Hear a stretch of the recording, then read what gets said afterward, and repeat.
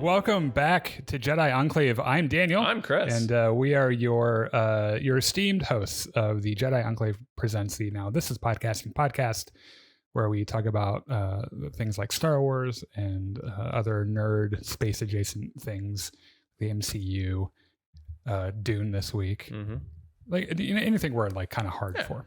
And I'm really like, now I'm really sensitive as to whether or not there are weird sounds coming out of my laundry room, because if I jump up real quick and run in there, just like do a dance or something. Just make sure you like do a dive roll over that cord that's stretching out from the wall. No. What will happen is I will trip on that.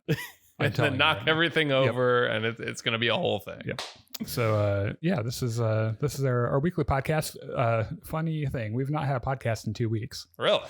Because of a series of technical, of unfortunate events. Failures. Where like the 2 weeks ago, it was I recorded everything and there was no room on your phone. Right. So like it got like 30 minutes of our hour-long podcast, and then like I was just gonna like download the stream that looked, and it just wasn't happening. Yeah, and it just didn't like, because it like when you download it, like downscales it, and it just looked kind of like shit. Which our camera feed for our live stream isn't like super great anyway. But you know, and then last week the audio just sucked. Okay. So I was like, you know what, we'll take an unscheduled break. But this we're week back. We're back, baby. And what are we talking? We got some Star Wars news this week. There's Star Wars news. There's a new Bad Batch episode. Yep. In fact, there are other things I have to add on here that I'm just learning about. Both of us over the weekend saw Dune Part Two, Dune Part Deux, which was amazing, and we'll talk about that here in a bit. Please, at your own leisure, go to the time codes in the description of this video if you're watching the podcast version, and skip around to wherever you'd like. And thank you to Connor at the Star Wars Hub and Star Wars Veritas. And while you're here, if you could, Jesus would appreciate it if you would like and subscribe and share the stream. And if you don't do any of those things, baby Jesus will cry. Yeah. And you don't want that. And join us on Discord, or Jesus will come down to planet Earth and kill you. I'm not kidding. See, I was just going to go with like it enacts the book of Revelations, like it brings about the end of the world. Same thing, but right? Yeah, okay, sure. I don't know. I mean, from a given person's perspective, their death is the end of the world. That's true. After this, no Battlefront today, but we are playing Lego Star Wars Skywalker Saga, where we'll talk about, well, the conversation will continue. We'll talk about nerdy shit. And you can watch and keep a running tally of how many times Daniel kills me and I kill Daniel. Yeah. It is all accidental most of the time. And then Sunday at 7 will be Gungans and Dragons, which, by the way, there are more people watching last week than I thought, because like 2 or 3 people gave me shit, including this also included the people on the Battlefront squads I was with that joined us for Gungans and Dragons, because my character, in an act of self-defense last week, it was not self-defense. He had stopped shooting at us, and you were just like, "Hey, blow up your ship," and he was like, "Yes, I'm going to blow up my ship." Hold on. You just said he had stopped shooting at us. Yes, which means, by definition, that he had started shooting at us before. But he was no longer shooting at us. You know what stopped him from shooting at us again? I mind tricked him into testing his ship. He had already stopped shooting us. Well, he was unable to follow up on that attack. So that guy's dead now. And we're the good guys, folks. It's always a blast. And I think sometimes literally. Yeah. If you're that guy. If you like it's our, if you don't know what the fuck we're talking about, it's our weekly Star Wars tabletop RPG, where we roll the dice and we come to a door, and none of us checks to see if it's actually open, but we all like try to figure out. We get our extremely muscular Hut to just like rip it open with his bare hands. We're kind of like entering the third and final act of this story, and then I think we're gonna take like a quick break from it for a bit, and then we're gonna have another Gungan Master and a new campaign, which I don't think is even in the Star Wars universe, but it's like sci-fi. So Who knows? Yeah, it'll be fun. If that's something you're kind of interested in, join us on Discord. Like if you're into, I don't know how many spots really, like I don't know how many people we can take, but probably at least one or two more. So if you're interested in those kind of like online or like tabletop RPGs, join us on Discord. Let us know. So let's talk about some Star Wars. Okay. First of all, yes. The Star Wars community has made a massive discovery, and I, for the life of me, cannot figure out why it took this long, because this has been sitting there since 2006 when the movie came out on video. There is a frame in Star Wars Episode 3 during the fight between Anakin and Obi-Wan on Mustafar, where like Anakin moves and standing behind him is just a dude. We should mention this one particular frame is incredibly blurry. Like if you showed me it, I would barely be able to point out where the dude actually is. I pointed so I saw the frame and I was like, that's got to be fake. Like I get it's a little hard to see, and you have to be looking for it, but that's what we do. Star Wars fans go frame by frame through everything and analyze every little thing. And the fact that this has escaped us for 20 years or whatever, I could not believe it. The other thing also is that there is this, I saw this on Colbert, and it's just insane to me. An old South American beer commercial campaign has gone viral, but it was from the 80s or something. So this was, I want to say, the early 2000s or late 90s when Chilean TV first started showing the original Star Wars movies on like cable down there. Yeah. And so what they were doing is they would stitch, instead of like cutting to advertisements, they would stitch an advertisement into the movie with like some really good editing. So like there's this scene of Obi-Wan talking, to Luke about, he's a good friend. And by the way, he wanted you to have this, opens up his chest. In the movie, he pulls out the lightsaber. But in the Chilean version, he reaches in there and grabs a beer. And there's a whole bunch of them like that. And there's a song. Yep. And everything. It's the jingle. And first of all, I cannot believe that Lucasfilm allowed this. But maybe they're like, it's Chile. No one gives a fuck. Yeah. It is fucking hilarious. Yes. And I just from watching the Colbert segment about this, I have their like theme song stuck in my head. So that was a thing we all rediscovered this week as well. Casey says the new jeans guy. Yeah. Except honestly, like you didn't see Gene Guy's face. This dude's face is in the frame. Like it's just a dude. Yeah. Staring at the camera. Yeah. They must have they're like, okay, we'll fix it in post. We can't. Well, they probably didn't even realize it, and they got to post, and they're like, "Oh, okay." They probably didn't even realize it in post because they weren't going. Well, they probably were going frame by frame, but they probably didn't realize it. Well, it looks like maybe they probably messed with some of the color grading in that spot to make him look more red, so he kind of like blended because everything's lava and on fire and shit. It just like, I really thought it was fake. I was like, oh, someone made that shit up, and then like someone was like, no. I looked at the movie, went to the spot because I can go frame by frame through VLC Player, and I was like, son of a bitch. There's just a guy standing right there.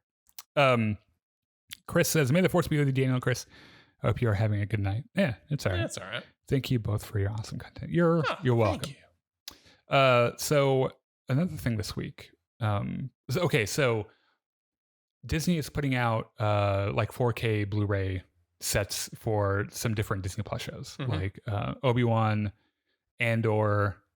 There are a couple Marvel things like Falcon and the Winter Soldier, I think, and whatever something else. So like that's the cool thing. The thing though is that some people realized that on the official, like where you can buy it or whatever, that Moon Knight's one of the other ones. Like the Obi-Wan Kenobi one is labeled the complete series, which is language from Disney, which means that Obi-Wan season 2 is not happening. Like, I know that there are rumors and And Ewan McGregor really wants it to happen. Right. He's a kind of a cheerleader for the character and for the franchise and stuff. So like, of course, because when the character appears, he gets paid. Right. So he was, like, oh, we had these plans and blah, blah, blah. And I'm pretty sure this is Disney, like, never going to happen. Don't even. And you know what? I'm totally fine with this. I'm okay with this too. Yeah. Like it doesn't make a ton of, it never made a ton of sense for me for Obi-Wan season 1. Cause like, for the plot to make sense, he kind of has to hang around Tatooine and keep an eye on Luke. Yeah, it was a big stretch for him to leave for me anyway. Yeah. And I appreciate that they turned it into he learned his lesson from this kind of a thing. And I'm glad that the reason that he left, like if it was going to be one thing, it was going to be Leia. Yeah. So like that, I appreciate that. But you're right. It was like, would Obi-Wan actually leave? Because I don't think he actually would. I think he'd be like, I've never met that. I've met that baby once. Yeah. So you deal with it. Another thing flying around the rumor mill this week was that there was allegedly a title for the Daisy Ridley Star Wars film, which is going to be Star Wars Episode 10, A New Beginning. Now, if you're thinking... That sounds really stupid. That sounds stupid. And it doesn't sound like... I mean, to be fair, Star Wars isn't necessarily known for its amazing movie titles, but... Like they like when you see it, it's kind of like when there are rumors about every big Star Wars film that comes out about what it's going to be called like a year before they announce it, and they're never right. Yeah, and they're always like kind of stupid and stuff. And this is like one of those other things. And Disney was like, it's not only is it not called A New Beginning, but we're also not calling it Star Wars Episode 10 because it's not like necessarily a part of that. Yeah, because that story is done. Yeah. So they're like. I think the project name they're calling it New Jedi Order, and there's like a working title for it as well to avoid suspicion because like stuff has to like so there are a couple of things of this like if certain contractors that you're hiring to do stuff for your film, like if you want to like rent a space or like a if they look at what project it is and see that Star Wars, they'll charge more. Yeah, because it's fucking Star Wars. Right. You can pay for it. Right. So you do working titles so that they have no idea what the fuck it is. Yeah. And then you're like, oh, Star Wars, fuck you. And then you run away, right? Yeah. So like we're not exactly sure what the working title is and everything. But let's springboard into some of the rumors flying around this week that actually kind of make sense. Okay. Which is Mandalorian Grogu. The production's moving to the UK for at least some amount of time. Yeah, and it's raising some questions about they were talking about that California tax credit and it being like really big and whatever. Which like Star Wars has always been filming in the UK since the very beginning, so this is not a huge surprise. Right, and it really depends on what at least they're not in the volume, or maybe they are. I don't know. Is that in the UK? I don't think so. I think it's in California. Yeah, I think that's it. Yeah, I think you're right. The New Jedi Order film, the name was bullshit. However, apparently they have casted 3 main leads, including Rey's apprentice and a villain. I think it said 2 of Rey's apprentices and a villain. I think 3 including Rey. So Rey, an apprentice, and a villain. I'm going to reread it, but I'm pretty sure it was 2 apprentices. This does say Rey's apprentices. Apparently casting other 3 main leads, which include Rey's 2 apprentices and the main villain. Yeah. Thank you, Star Wars Newsnet, by the way. I don't think any of them watch this, but if you do, thanks. Yeah. We appreciate you letting us, grab your stuff and regurgitate it in our own words. Because remember, we're not reporters or journalists. We read stuff and we talk about it. Angela Bassett, famed actress, is apparently going to be in some Star Wars thing. And then let's see. So season 2 is in the they're writing stages. It. Yep. Which that was a big deal a few weeks ago when they were like, no, this is actually happening. Yeah. And they are already planning Acolyte season 2. Like they're starting in the writer's room, and they're likely going to film later this year. So this is a big deal. Yeah, I want to take a step back.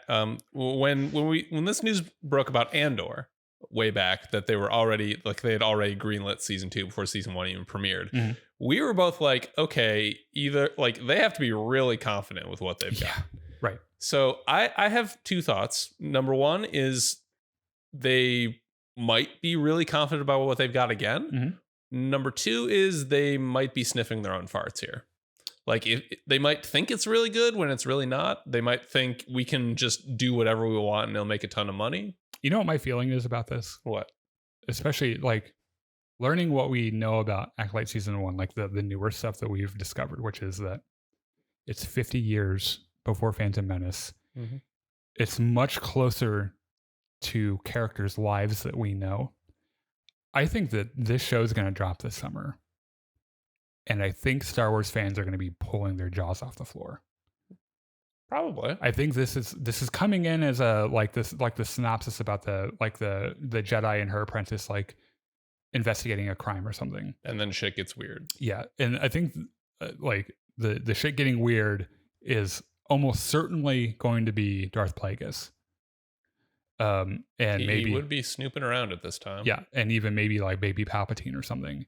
But I'm telling, like, this is one of those things. I've got a feeling about it.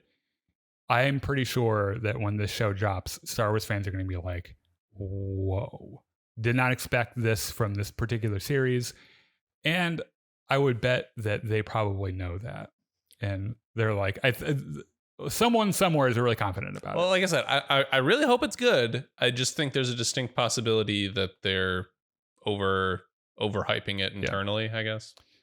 Only one way we'll ever know. Yep. Is when it comes out, apparently in June, right?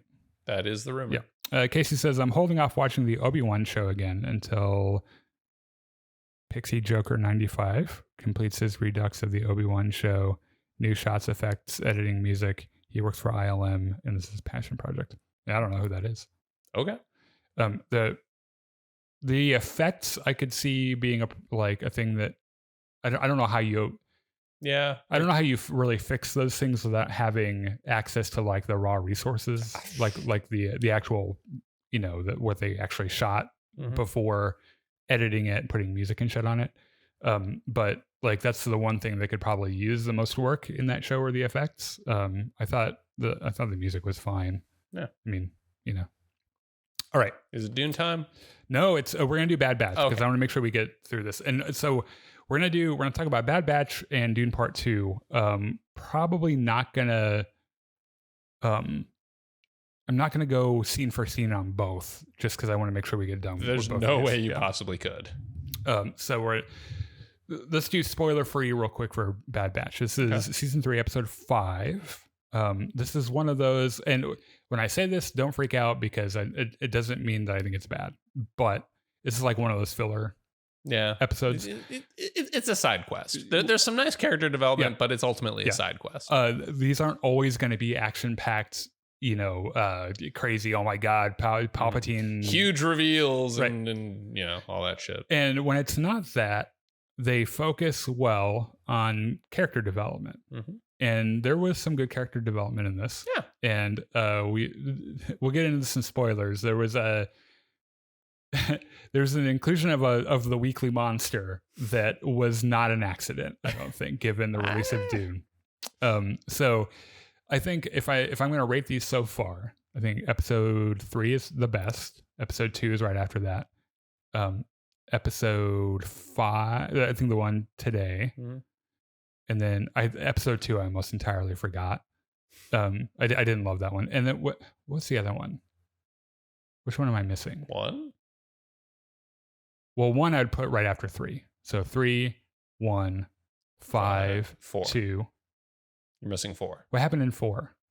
That was last week, right? Oh, they escaped from the prison. Oh yeah. Okay, so I would go 3, 4, 1, 5, 2. Okay. Yeah. Cool. Because 2, I was like, it was funny because it's like out of that 3 episode premiere was like the first one with the Bad Batch in it. Mm-hmm. And I'm like, get out of here. Show me more Palpatine. Yeah. So previously on the Bad Batch. Yeah. So they broke out of the prison or Mount Tantus, right? And they broke out, and Omega and Crosshair got back to the Bad Batch. Yeah. So everyone's reunited, and like we start with Omega like waking up and like looking around like, where the fuck is Crosshair? And they're like, we killed him. He's like, no, really, where is he? And he's like, I don't know, fucking know. He wasn't here when we woke up. And he's off doing his cool loner thing. Which in this particular instance is just him trying to figure out why he sucks at shooting all of a sudden. When that's like his thing is that he's good at shooting. I think it's an interesting thing for his character though, because his entire identity is hung on him being a legendary marksman and a soldier. Yeah. And he really isn't either of those things anymore. And certainly not at the moment. Yeah. And I'm not sure what the hand thing is with him, because he like during this like targeting practice thing, he's like his hand shaking, and some eagle-eyed fans have pointed out that Dr. Incel from Mount Tantus constantly is like looking down at his hand. He has like a gloved hand and stuff. And I'm not sure if there's like some kind of special pathogen they have at Tantus like attacks your right hand or something. Be the weirdest shit in the world, but whatever. Were you gonna say something? Nope. Okay. So turns out he's bad at shooting, and like Omega walks up and is like, "You're really bad at shooting, and you're not a soldier anymore. What do you have to live for?" And he's like, "Good point. I guess I'll just kill myself." Just jumps off the fucking But she mentions, she's like, "Okay, this thing between you and Hunter is gonna boil over if you don't act like an adult and talk to him." And Hunter's like the child in this situation, like crosses his arms and he's like, "No." And then Hunter's kind of the same way, right? Because Hunter's kind of an asshole anyway. And I love the detail that Omega is actually the oldest of all of them. Like technically the oldest. And like not only that, she has the most emotional maturity of any of them. That's true. Speaking of emotional maturity too, there's a thing after this where Hunter and Wrecker are talking about Crosshair, and Wrecker is like, Omega trusts him, so I trust him. And it's like, that's because Omega is like the same age as you intellectually, and so you probably really trust her. He's kind of a moron, right? Like he's a very useful moron. Yes. He like can blow shit up. He just has the mentality of a 5-year-old. Yeah, and so like of course his thing is going to be like, well, Omega trusts him, so whatever, And it's like, how are you still alive? How is your thing being a 5-year-old and playing with explosives, and you are still alive? He's a very well trained 5-year-old. Yeah. I see. I wouldn't even know. That's not even really like that apparent to me, because he's kind of like. Well, he knows how to like disassemble bombs. Like we saw him do that way back in the day. I don't know, whatever. So they have a problem, which is that when Omega was rescued, when she saved herself, arguably, when they escaped, they left a bunch of clone people behind, right? And so Omega is like, we must go back and get them, and Hunter's like, fuck those guys, and she's like, no, we can't do that, and whatever. And so like they're trying to figure out a way to get back in to rescue everyone. And I should also mention they're like kind of hanging around Wanda Sykes' planet. Yeah, which we don't see Wanda Sykes at all in this episode. That's fine. Which I was like, that sucks. Or the kids they rescue. I'm sure they're just off camera. Yeah. She's like, she's off world. She's grocery shopping.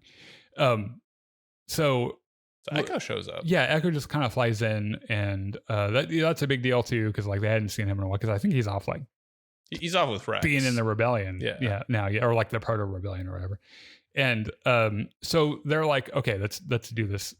So how are we gonna do this? And they're like, no fucking clue. And Omega's like, well, I have this data pad. I have Nalisay's iPad. Yeah, let's just plug it into the Imperial terminal, and it'll tell us. Well, the problem, like, it doesn't work. Yeah, because I think they like locked it out or something, or maybe it's too far. I don't know. But there's a really sad moment where Ghost is like, "Oh yeah, we can't have tech work on this, can we?" And everyone's like, "Dude, too fucking soon. Don't say his name." And so the idea is we go and plug it into an Imperial terminal. And because the internet doesn't exist in this world, that like that will fix it or whatever. And it'll like download the database and shit. And they're like, okay, great. Where do we find an Imperial terminal? And Crosshair is like, I thought you'd never ask. Turns out there's a planet that I know. There are very few people there. It's not very well guarded. It's got an Imperial terminal. We can go there, and Hunter immediately is like, okay, this is a trap. Yeah. How the fuck do you know about this? And he's like, don't fucking worry about it. And so like they haven't already. So at first, like Hunter tells me, he's like, you're not going. And she's like, I'm older than you. Shut the fuck up. And he's like, okay, fine. Fine. And so everyone goes. Yes. And now we're back to like original Bad Batch numbers because we have Crosshair back, and standing in for Tech is Ghost. Echo. Or Echo, yeah. Who the fuck is Ghost? I don't know. Doesn't matter. The bad guy in Ant-Man 2. Oh yeah. Anyway, yeah, doesn't matter. Yeah, doesn't matter. So they fly out to the planet in season 2. Yeah, there's a neat little scene before they go where Wrecker shows up and gives Crosshair his old armor back, right? And Crosshair puts it on, and there's some neat visual storytelling here where like Crosshair's armor is still in like the edgy black, gray, and red color scheme, while everyone else has repainted theirs into like teal and orange and brown, and like narratively in universe, of course, none of the Bad Batch would bother repainting Crosshair's armor. You know, he's off with the Empire. Why would they bother? Yeah. But in the episode, it's a neat bit of visual storytelling to explain that Crosshair is here with them, but he's not like, he hasn't moved to the same place that they have in their headspace. Yeah. I do appreciate that Wrecker was the one that gave it to him, because Hunter's like, I'm not giving it to him. Yeah. You fucking give it to him. Echo's like, I only have one arm. I can't carry this thing. It's literally a screwdriver. What do I do with this? So they return to, what is it? Hold on, I don't know. Planet Ice Cube, whatever. Barton 4. Barton 4. Yeah, which is probably named after someone almost in the production or something. Yeah. So it is the same planet from season 2 where Crosshair was sent on a mission, and there was that some clones, hyper douchebag dickhole Imperial officer that Crosshair just fucking shoots murders, in the face. Yeah, like with that, he's like, I'm fucking tired of you, and shoots him. Right. So they've returned to there, and like they land and they notice that there are a bunch of like weird sensor things everywhere. And they're like, I wonder what that is for. And they're like, oh, I'm sure it's nothing. It's fine. Don't in fact, worry about I think Crosshair is like, actually, they were using those to ward off raiders. Yes. And Hunter's like, well, we should keep them on. And he's like, no, they're dead. And Hunter's like, how do you know that? And he's like, how the fuck do you think I know that? I killed every single one of them. They're all dead. Trust me. And like, Hunter is like, that's some sketchy bullshit right there. And Crosshair was like, have you met me? Yeah. I am the master of sketchy bullshit. So they dig into the bunker. Yes. There's no one here. There's no one here. It's all buried in like 10 feet of snow. Yeah. No one's there. They dig into the bunker. They dig through the snow, get into the bunker. They find so there was a clone there that Crosshair kind of connected with a little bit called Mayday.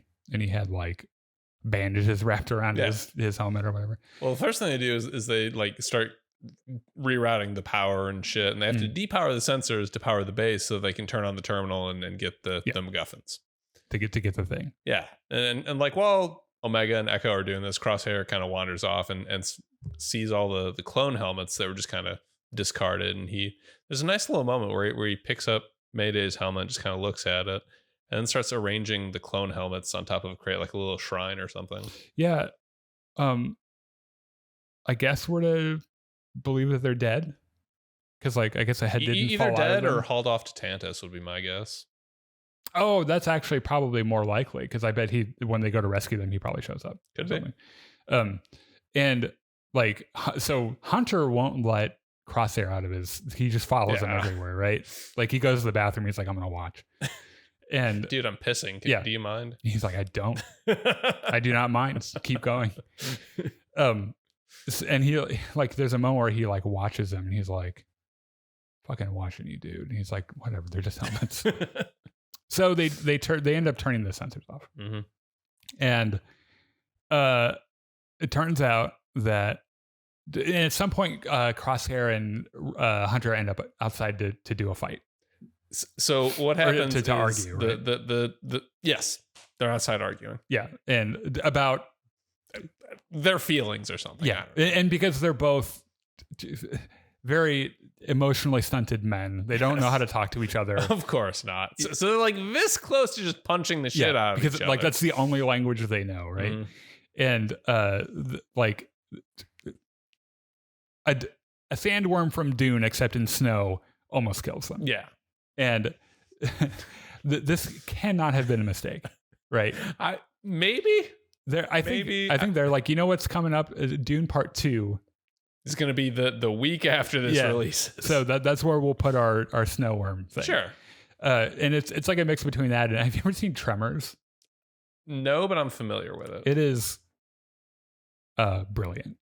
Those movies, at least the first two, are so good.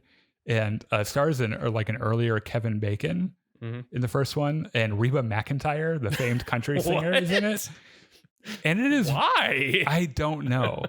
But it's a really good movie. We should watch it sometime. And it's it has a cult following, and it's like it's a commentary on different things and stuff. Anyway, a worm from Tremors is here for some reason. So they're like, okay, well, we should probably go inside. We should make a plan. Yeah. And so what even is the plan? They're like, because they have to.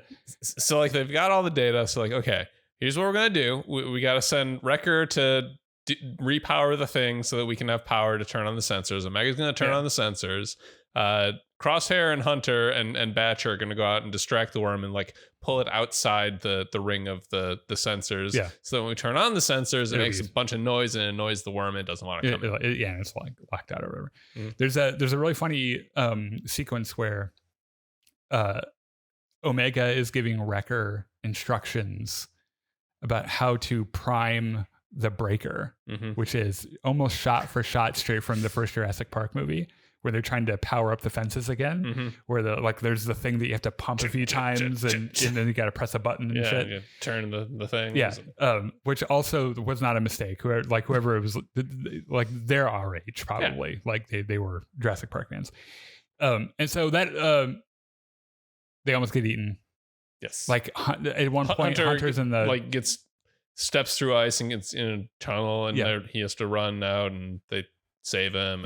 And then they get him outside the fence. They turn it on, and they can't get. And it kind of like stare. It's like in Dune Part 1 where like the worm comes out and looks at him. It's almost like that. And Batcher's like, bark, bark. That's the other thing, is that like this stupid dog that Omega has found is just like, which I love him. He's great. Yeah.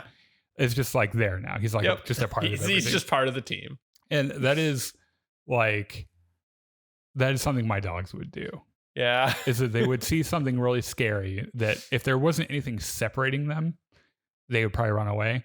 But like, it's like whenever someone's walking their dog in front of our house, like there's glass there. So they just get up and they're like, oh, fuck you. And like actually they probably would. Actually, my dogs really aren't scared of anything, but like, it's really funny where he's like, oh, this fence here is here, so like, fuck you. I'm gonna pretend like I'm the reason that you got scared off. So I guess Wrecker and Hunter and Crosshair have a heart to heart, and he tells him like, there's a part where he's like, okay, so like, why did you sour on the Empire? Because like the last time we spoke, you were like balls deep in the whole Empire thing. And he's like, well, I shot a guy. Yeah. And the Empire didn't like that very much. And so here we are. Yeah. And Hunter's like, of course it's because he betrayed someone. And he's like, it's the fucking Technically they betrayed me first. So I guess they've kind of like, because he kind of apologizes and he's like, yeah, I'm sorry for being a douche to you and everything. And Hunter's like, I'm sorry for melting your face off with the engine in season 2 or whatever. And friends. And he's like, I guess not enemies. And he's like, all right, good enough. Frenemies. Yeah. And that's it. Yep. They get away. And I assume that at some point I don't know, where's the prison break going to happen? Probably toward the end, right? I assume there's a couple more side quests. It might be that 2-parter in the middle of the season, actually. Yeah. Also, where the fuck is the Asajj Ventress going to come in? I would assume she'd be like later in the season after the prison break. It's just like, I keep forgetting that was in the trailer. Yeah. Because like, oh, that shit's coming up. Yeah. That's going to be pretty crazy. Okay. Now. It's Dune time. Yeah. Dune Part 2. Okay. Part 2. Denis Denis Villeneuve? Is that his name? It's Villeneuve. Denis Villeneuve. Okay. We're going to do spoiler free first. Okay. So right off the bat, out of 11 giant sandworms, how many do you give this movie? 11. I give it 6. Okay. Well, you're wrong. That's fine. So let's talk about some spoiler free stuff first. Okay. So hold on. Okay. The first movie came out during the pandemic, and we did not get a good gauge on the splash it made because most of everyone did what I did, which is when they released it in theaters and on streaming, and I just pirated it because I wasn't going to go to a theater. Sure, yeah. Right? Because it was the fucking pandemic. Right. And I'm not going to pay for HBO Max either. Like, that's almost as dangerous to my health. And so I watched it, and you know what? I was like, it's pretty okay. Yeah. I don't know the story super well in the first place. I'll tell you, it's better than the 1980s version of this movie, which is so fucking weird. Have you seen it? No, but in fairness, Dune as a story is really fucking weird. It is so bizarre. Yes. And Sir Patrick Stewart is in it. Good. I'm glad. Along with Sting. Okay. Cool. The famed singer Sting plays Psycho Guy in the second movie. Fade Rothwell? Yeah. The guy from Twin Peaks. Okay. Is in it as like a 25-year-old actor. Yeah. In the old 80s version. So anyway, the first movie came out, and I was like, I liked that. Yeah, that was pretty cool. I watched it in 2 parts because it was a long fucking movie, and it was in the comfort of my own home, and I was like, this is great.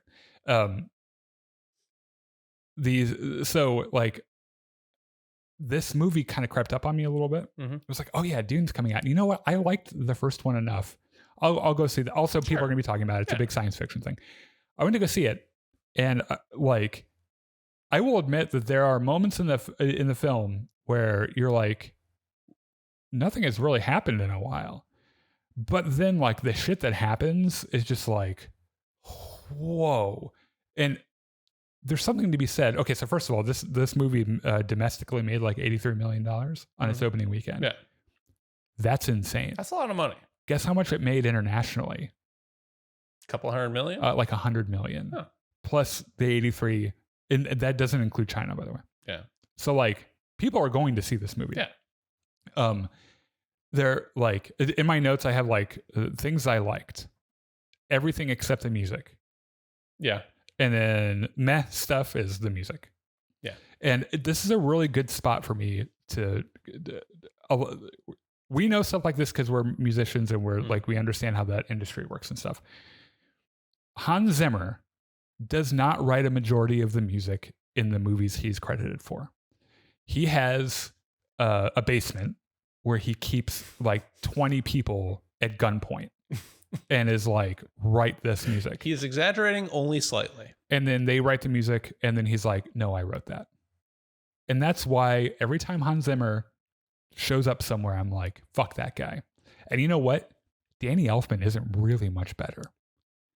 It isn't like John Williams, who will write down all the important themes of the movie. And then give it to an orchestrator. Right. Like this dude, like Hans Zimmer, it's one of the reasons that you rarely ever see a Hans Zimmer appear in something without a Hans Zimmer and something, because he just doesn't do a lot of it. It's his business is this company that has a bunch of people writing music, and he's just like, yeah, that's my music.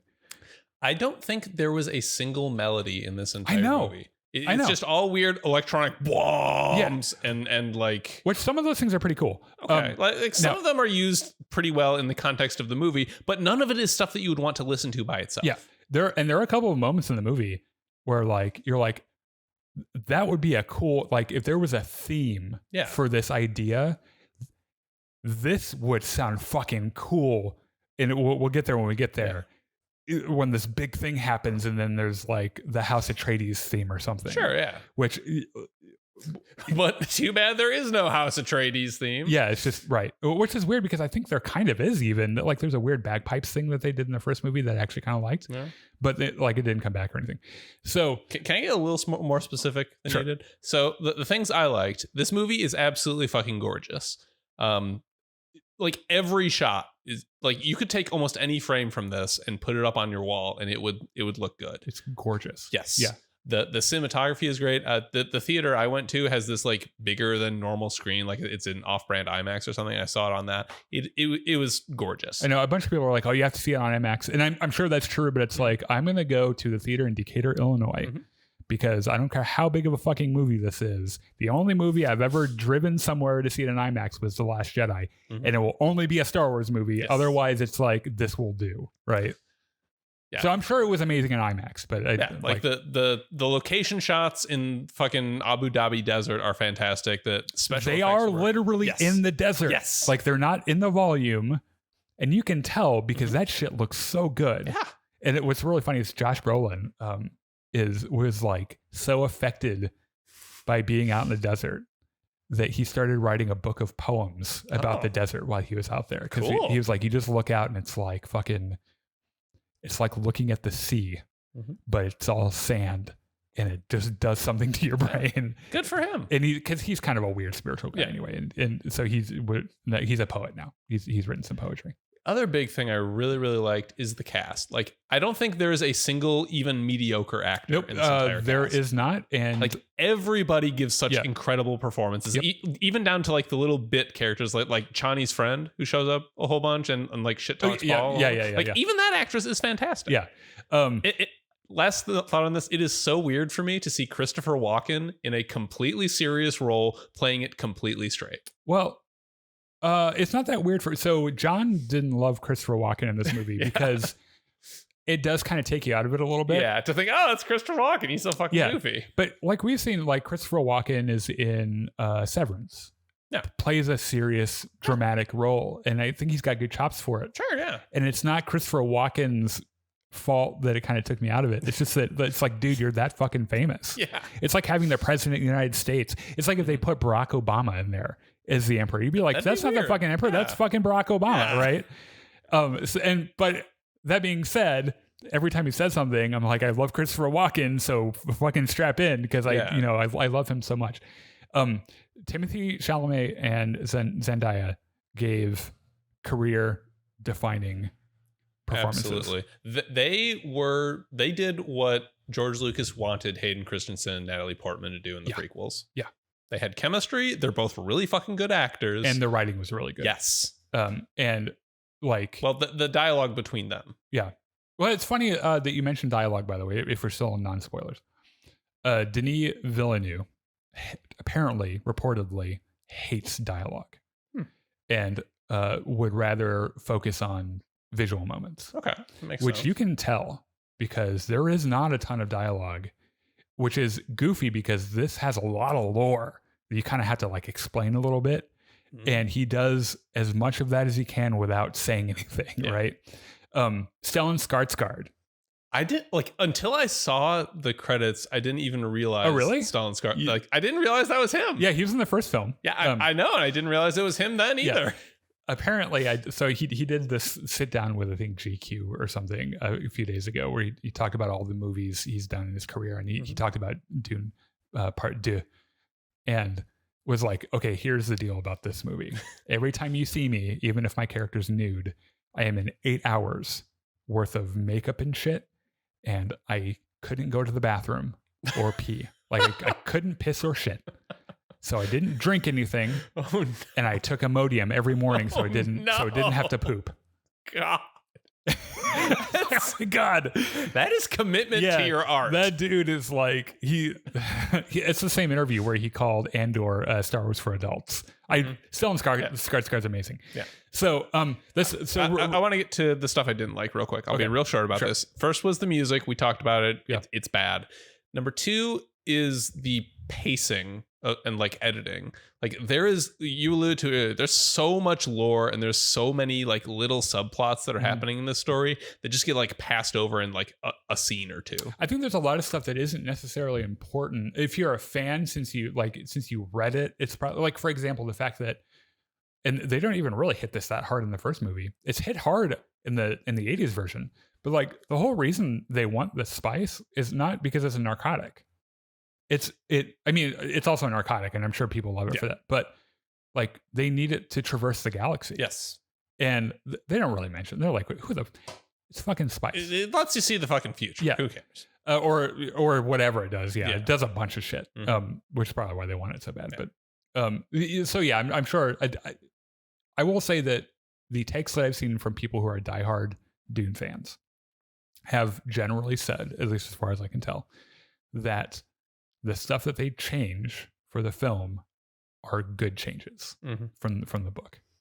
I think that my biggest issue with the film is that like it should have been an HBO series. It should have been like 10 or 12 50-minute episodes. Yeah. Because that gives you enough time to actually develop all these plot lines and things.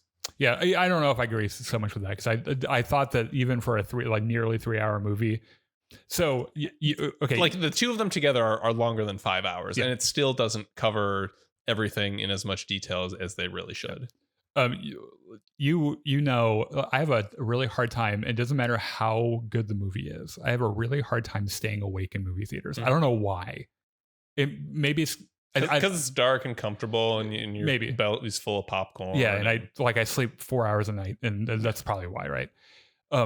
And like there was a spot in this movie where I started like dozing off, and it was like right before the third act started, and it wasn't because I wasn't engaged, because I was really enjoying it, because Timothée Chalamet is hot, very pretty man. He's fucking gorgeous, and I started kind of dozing off anyway, and then like the third act started, and I was like, oh god, this is so.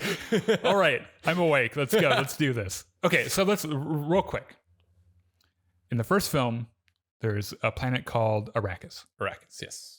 And it has the spice on it, which everyone wants.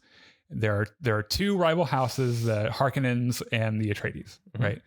And so the Harkonnens had been in charge, but then the Emperor said, "Hey, Atreides, go run this planet. Right. Give me the spice." So they take over the spice production, but then behind their back, the Emperor helps the Harkonnens kill all the Atreides. Yes, right. And the only ones that escape are Paul and his mom, and. Yeah, that's it. Well, no, also their buddy Duncan? No, Duncan Idaho died. Okay. That was Aquaman. Momoa, yeah. Yeah, in the first Momoa, yeah. Yep. The character that Josh by the way, we're into spoilers. Yes, we are firmly in spoiler territory now. So if you haven't seen Dune Part 2, go watch it. So like Josh Brolin's character also survives. Yes. But he goes to do his own thing for a while. So Paul has made friends with the desert people right at the end by stabbing one of them. Right at the end. Yeah. Right. And there's this whole thing where like there's the what is that? The Bene Gesserit? Yeah, the Bene Gesserit, who are like trying to they have like propaganda. They're this like matriarchal space wizard conglomerate who are actually the ones controlling they got their fingers in everything, and they implanted this prophecy among the Fremen, the desert people on Dune, that there's going to be this off-world child that's going to come and is going to kick all the off-worlders off the planet, and you're all going to live in paradise. Right. So of course the first off-worlder they meet, they're like, you? Some of them, right? Well, hold on. This isn't the first one. Well, I know. Right. We'll get there because that's another thing so good about this movie is the commentary about manufactured messiahs and religion. Well, that was also part of the original. Yes, book as well. right. And it's something that the author of the original series, Frank Herbert, it was like Paul Atreides isn't a good guy. Like he's not the hero of the story. He gets a lot more explicit about that in the sequels. I hear. So at the end, like everyone in House Atreides dies except for Timothée Chalamet, and he has these dreams about this girl he's going to meet in the desert, and then he meets her, and he's like, "Oh my god!" Yeah, and then so he ends up kind of proving himself to the desert people at the end. He kills the guy that plays Dr. M'Baka on Strange New Worlds. Yep. And they're like, okay, well, we're going to go here. I guess you can come with us. And then that's how the movie ends. Yeah. Right. So they pick up like right away. Right. Yep. And they end up, there's this one guy with the Fremen who's played by Javier. He's the bad guy in that one Bond movie. I know who you're talking about. Yeah. Also, phenomenal performance. It has become a meme, by the way, because this dude is so blinded by his religion. Yes, that every little thing Paul Atreides does, he's like. So there's two factions of the Fremen. There's the Southerners and the Northerners. This guy is one of the Southerners. They're like fundamentalist religion really bought into the Bene Gesserit And then the prophecy. atheists. And yeah, the Northerners are the atheists. Which I totally get. Like, Yeah. They all go to like a sacred spot, right?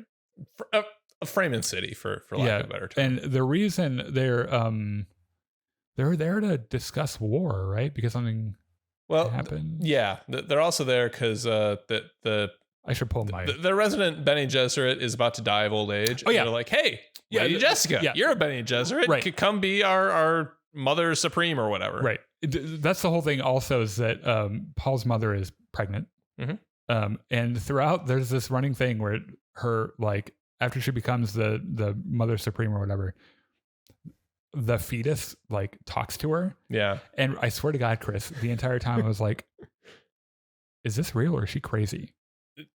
It's an actual plot point in the book. I know. I understand. I haven't read the book. Like this child is born with an adult mind. I understand.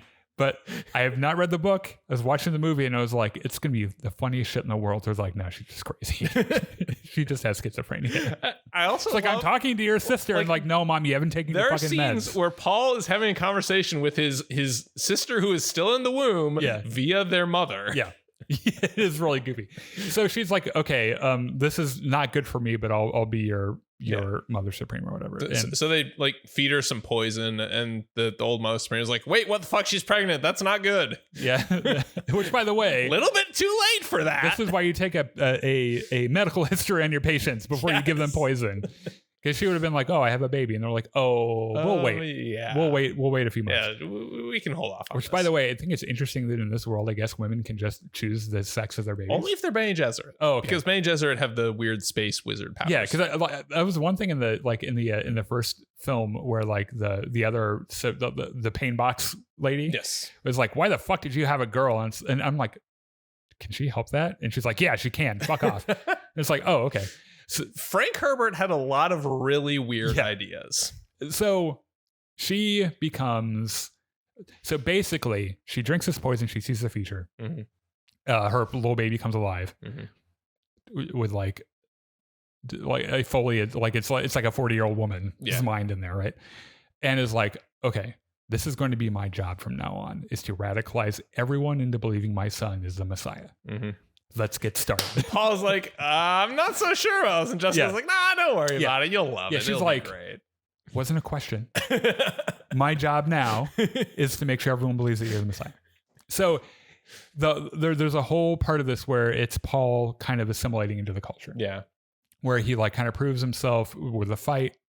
And then he helps them in some raids against the Harkonnen. One of the big action set pieces, by the way, is they attack one of like the mobile refineries spice or whatever. Crawler, yeah. And this is one of those things where like this movie doesn't have a ton of action set pieces, but the ones that are there are fucking cool. Yeah, this is pretty good. And like they have this whole thing where they're taking cover from the ornithopter under the fucking legs of the thing, and it's just like they're like you can only hit it with a rocket while it's shooting. So Paul's like, I'm gonna run this way, and Chani, you just shoot it, and here I go. Yeah, but the whole thing, it just, you can tell that they're not in a little box filming. It's not like the volume, like they're out in the middle of the fucking desert, and it looks so real, and the effects are so fucking cool, and so like he like softens them up a little bit. Yes, like this part is actually one of my quibbles with pacing, because like they just sort of allude to these things that Paul is doing and don't show you like I would have liked to see more of this training montage, essentially. So this guy who's like, he's like real into the religion part of this.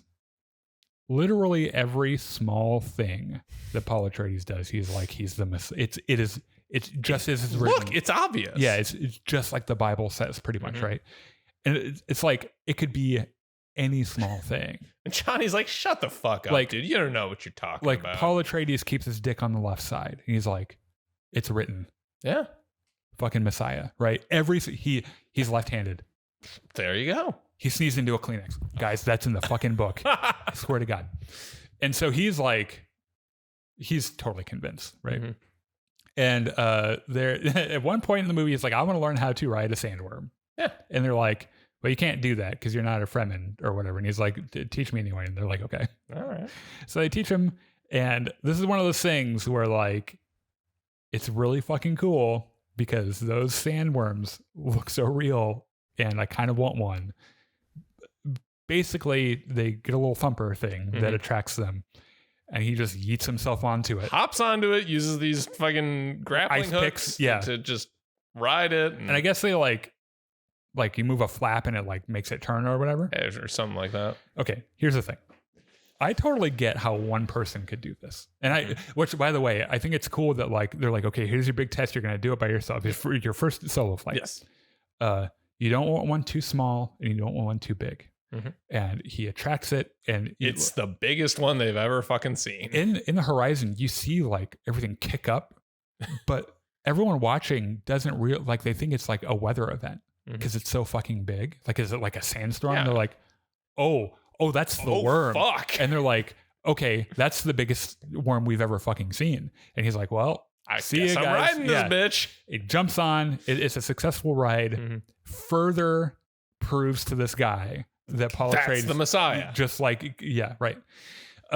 And so now I can understand how one person, I don't know how do they use these like buses? Like the whole tribe just sits down. There is a part in this movie where like 50 of them are on top of one of these things. Did they like stop the worm just long enough for everyone to climb on or something? Like, how the fuck? Maybe they just do laps.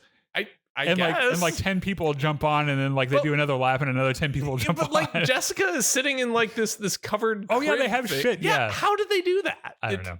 By the way, she does a good job of convincing everyone. Yes. That he's so everyone at some point is like, okay. And there's another really big thing where the Harkonnen guy that's in charge there, David Bautista. Yeah.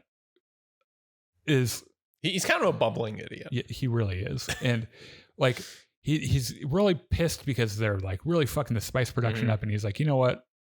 I'm just gonna go destroy. Paul Atreides has this vision in the first film where if he goes north, that billions of people. If he goes south or south, yeah. If he goes south, trillions of people die. Yeah, in a holy war. Where he's used as the reason why, or his father is used why the reason why. So everyone's like, oh, we got to go south. You got to like, we got to go show you off. And he's like, about this. No, billions of people will die. And they're like, no, but God. And he's like, okay. So one of their holy sites is blown up. Like the city they had been chilling in. Yeah. And I guess I was like, well, shit, I guess I gotta go south. Yeah, so they all go south to convene like a war council. And at some point in here too. Oh, we skipped over the part on the Harkonnen world. I'm sure we're gonna skip through a lot of stuff, but that is notable. One of the most visually stunning areas. I couldn't believe how fucking cool this was. Like they have this weird. the black sun makes no fucking sense scientifically. It does to me. It's a different. It emits light in a different spectrum. Okay, it's like if the sun was made out of black lights. Yeah.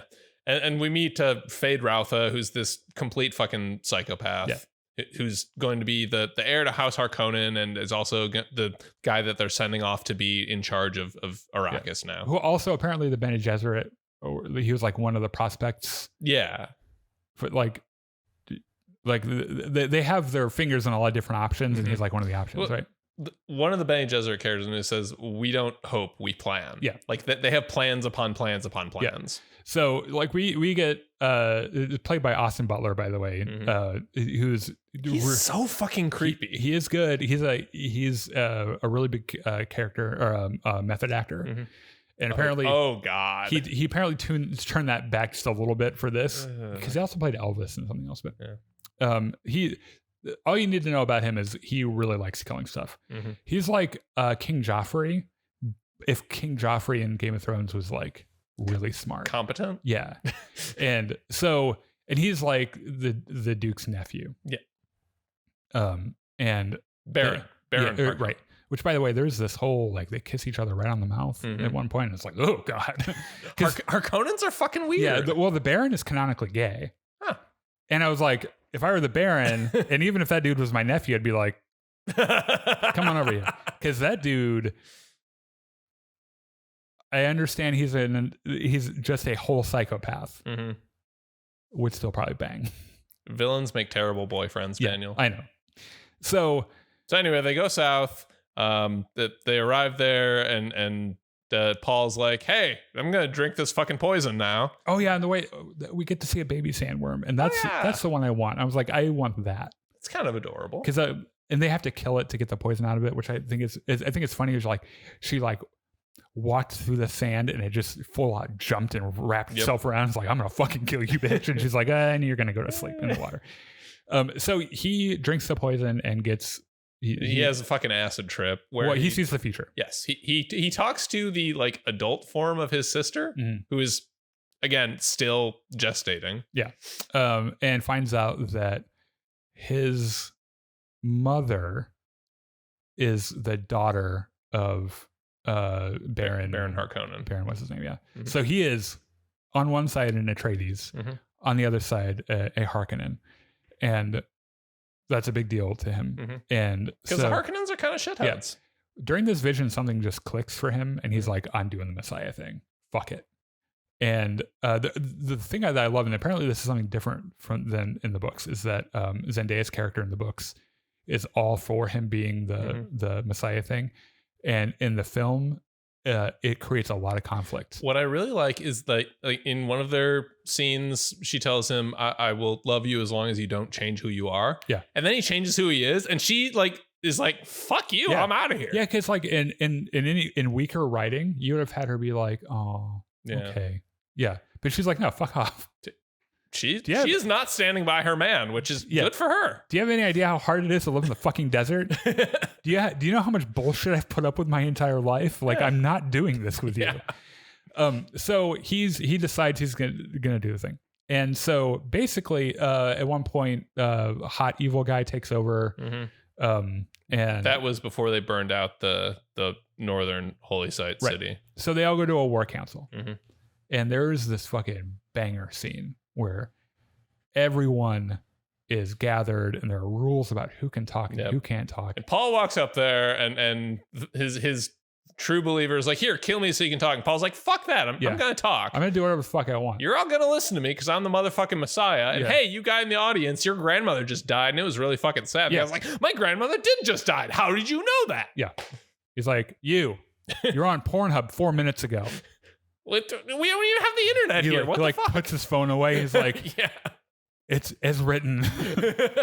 He convinces and it's a fucking fire performance from Timothée Chalamet. Gets everyone on board.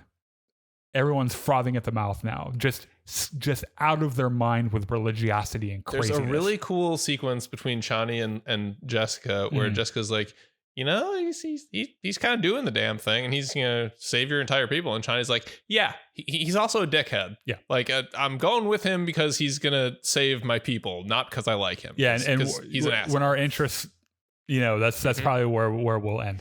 So he's got everyone kicked up into a frenzy, and he's like, oh, and guess what we're gonna do now? We're gonna get some nukes. And oh yeah, because Josh Brolin shows up. Yeah, because he's just been a smuggler since the Atreides and like Paul's guys are like.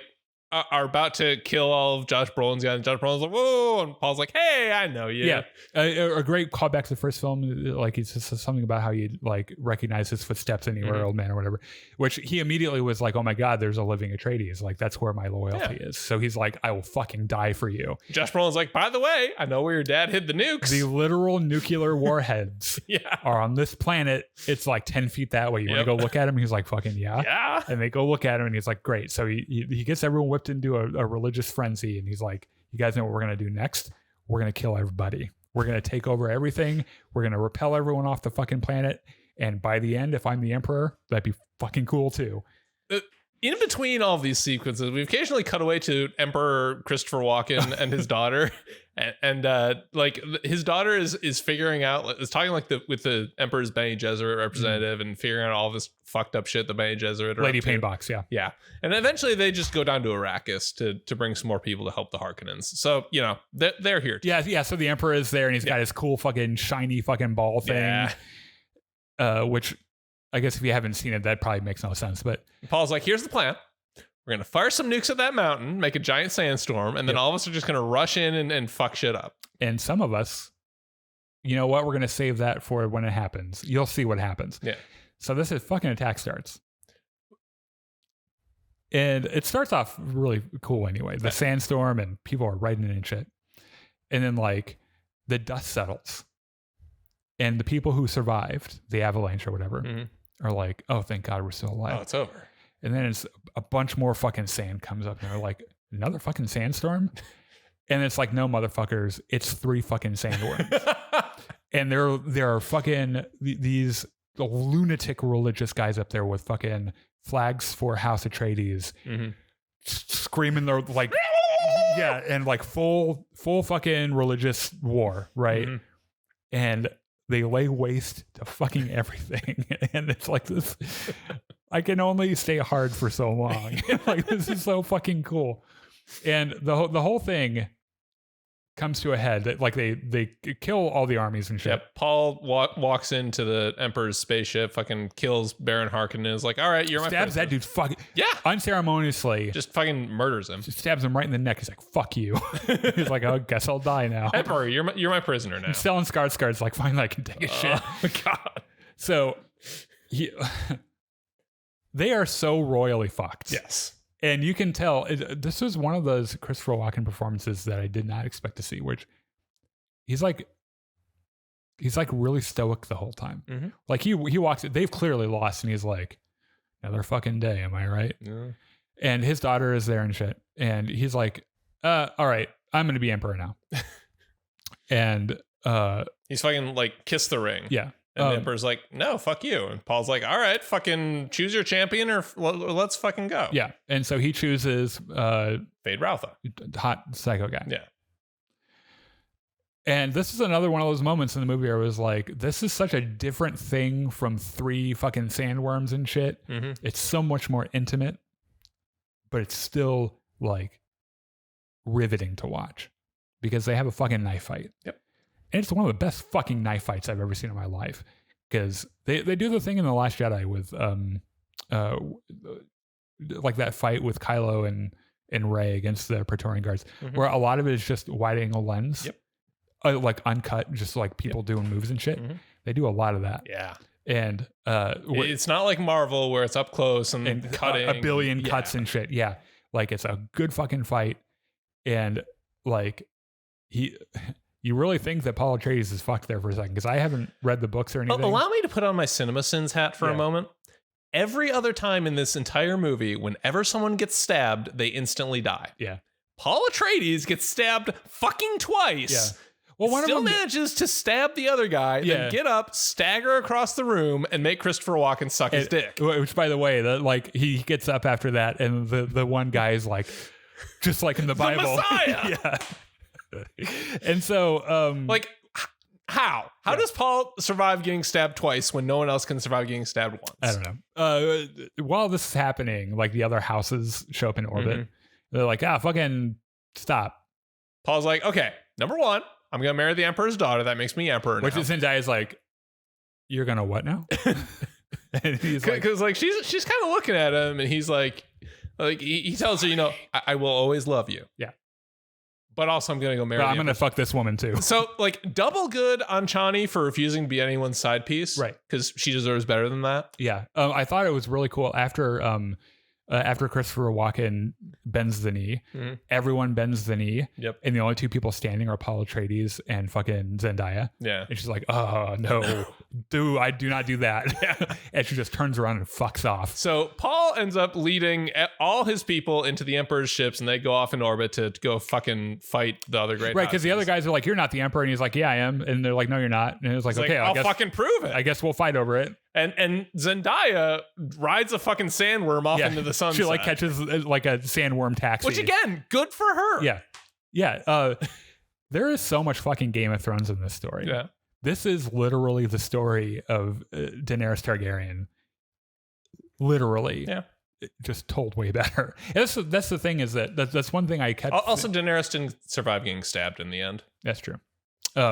At least we don't think she did, because there's a fan theory that Drogon took her to the Red Priestesses, and it doesn't matter. Yeah. Throughout the whole movie, I kept realizing like these are all tropes I've seen before, but it's because he invented them. Yeah, and it's like this is better. This is better than fucking Daenerys Targaryen. It's better than Star Wars. It's better than fucking Rebel Moon. Very low bar to clear on that last right. one. Well, which, by the way, I'm pissed that in the last 6 months, our two sci-fi options for movies have been Rebel Moon and this one. On one hand, it makes this one look real fucking good, right? Yeah. So that's like the end of the movie. Yeah. Right. It really should have been longer. Yeah. I don't say that about many movies. Like, this needed more room to breathe. Yeah. They're doing a third one. Dune Messiah. That's right. He said he wanted to adapt that. Yeah. So he said he's in the very early stages of writing it. So when it comes out, I'll fucking watch the shit out of it, because if it's as good as this one, I'll be on board for it. And I'm in this weird spot where, like, do I go and see what happens in the books? Because I like, someone mentioned that apparently Paul Atreides' son in the books turns into a sandworm. Mm-hmm. I'm like, first of all, how? Because that's kind of fucking weird. That's hard for me to imagine. I can only imagine Frank Herbert did a lot of acid while he was writing these books. It was like the 70s. It was the 60s. Yeah, 60s. Oh yeah. How did he even survive? I believe Dune was in 1968. Maybe I'll show you the CinemaSins at some point of the 1980s, because it is so fucking weird. All right, I think that's our show. Yeah, we gotta get out of here. Let me read a couple of these real quick, ducking out in spoilers. That's all right. Yep, I've always considered Hans Zimmer more of a sound designer than a composer. He creates these insane sound beds. He doesn't create them. The other people do, and he takes credit for them. And then just holds down one key for 30 seconds. Yeah. Yeah. That's a good summation of his scores. Thanks for not acknowledging the fact I posted the Chilean beer in the group chat and steal my idea. I didn't see anything. I don't know what your group chat does, but like I put them in our Discord and I laughed at them. Yeah. They were very enjoyable. Also, we, like, people send me Star Wars memes and I post them. Yeah. And I don't care who they came from, because they're not yours in the first place. Memes belong to everyone the second you post them. That is just how it works. We are going to go play some Star Wars. Lego Star Wars. Lego Star Wars. Yeah. And probably read some of the reviews that people left on a post I made earlier today. Okay. About Bad Batch and Dune Part Two. So join us for that. It'll be here in just a couple seconds. So thanks for joining us for our podcast. We love you guys, and we'll see you later. Bye.